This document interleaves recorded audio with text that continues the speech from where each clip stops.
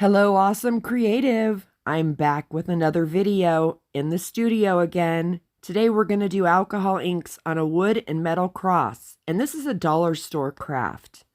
I picked this, here's your list of supplies first of all, but I picked this cross up at the Dollar Tree, and guess what? It was $1. So I figured no harm, no foul if I screwed it up and it didn't turn out, because it wasn't anything expensive. So I decided to unscrew the wooden cross that came screwed into the top of the metal cross. So I just removed 4 little screws. It was no big deal. And I figured, and I'm cleaning the metal real well with some alcohol and a paper towel just to get any oils and any gunk off from the manufacturing process, or anybody that's touched it like me, just to get the metal really clean. And I hadn't decided which side I was going to use yet, so I went ahead and cleaned both sides. So it's time to take a break from all the soap making, lip gloss making videos. Those have kind of taken over my life right now, as my daughter and I have started a soap making business. I'm not quite sure how that started, but it did. It all came out of that day when we made, or that week that we made 60 pounds of soap. So I'm adding some orange and some limeade. And the limeade was almost gone. You can see that I'm really struggling to get it on there. And we're going to add a little yellow. I wasn't sure where I wanted to go with this piece. I knew that I wanted it to be bright, but I wasn't sure color-wise what I was going to do with this until I started creating it. And then I just picked up random bottles of alcohol inks and started going for it. That's how easy this project is.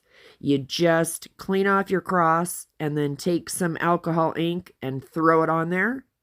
And then take a paintbrush and dip it in some alcohol and spatter it on the cross to create a little bit of interest and movement in your alcohol inks.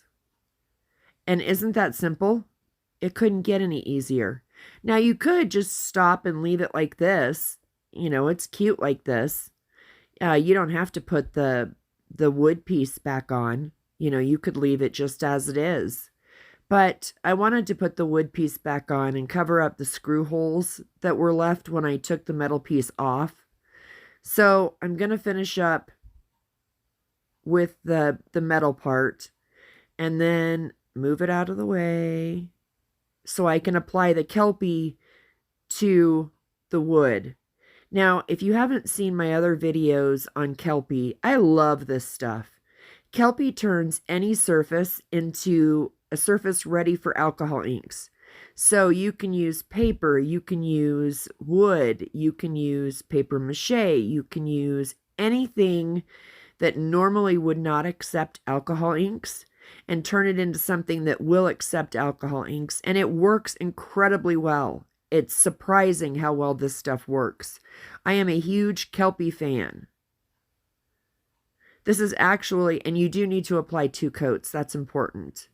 This is actually a video from my archive because the soap making has taken over my life. We've got a new bottle of Limeade. See how much easier it's coming out? But soap making has taken over my life for now. So I decided to go ahead and put out a video that I had done a while ago, but just hadn't posted yet. So we're going to make sure that all of the parts of the wood are covered. This is very simple. A child could do this project, which is, I know that because I did it. And if I can do it, generally a child can do it. So let's clean up our workspace just a little bit. And we've got our cross, and I think that that is so pretty. I love how the green and the blue mix. And that's really all there is to it. I'm just going to dry my inks a little bit. Why is it that every time I go to do a video, my allergies act up and I have a worse stuffed up nose? Ugh, it drives me crazy. But the soap making is going very well. and we're trying very hard to get an Etsy shop going, but it's really difficult because I am not a marketing person at all. So I decided to take a white pen, and we're going to draw a little heart in the middle where our cross intersects.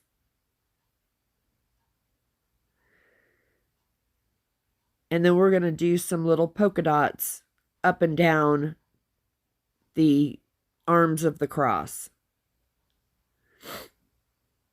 It's very simple. And I think what you wind up with in the end is something that's really cute. This would be cute to set out around Easter or some, a religious holiday, or it would be cute to just have around your house all the time. You could do this in any color combination that you want. Like I told you, I just truly picked up random colors and stuck them together. So I wanted to make sure that the cross and the wood cross and the metal cross looked okay together, and they're not bad. I don't dislike them. So I'm going to fill in all of the little screw holes with some glue because I don't want to screw it back onto the metal. So I'm going to use some Scotch quick drying tacky glue for this, and I've used that glue in other videos. And we're going to adhere some rhinestones to the glue, and that will cover up our screw holes, and no one will ever know that we had screw holes there. The screw holes in the metal will be covered up by the cross, so you won't see those at all. So we're applying some pretty large rhinestones to cover up those holes. But they fit perfectly, and they add just a touch, just another detail to this whole cross piece. Just removing some of the glue that's seeped out from under the rhinestones. And next we're going to take the cross and we're going to glue the back of it. Just one little strip of glue is all it takes. And for a project like this, where you're gluing it to the corrugated metal, you really want to make sure that you clamp it, because if you don't, you're going to wind up with uneven parts and parts that don't stick and parts that don't adhere right to the metal. So there's where I clamped it. And you don't have to use real clamps. You can use anything. These are just little, I think they're intended for paper. They're just little clamps, little like paper clips that I've got. And there you have it. That's all there is to it. Isn't that a cute little accent piece? I'm glad you watched. Thank you for joining me for another journey into the studio. I hope you're doing well and staying healthy. And I hope that I see you in the next video. Please be sure to watch these videos that are on your screen now. Take good care. See you later. Bye.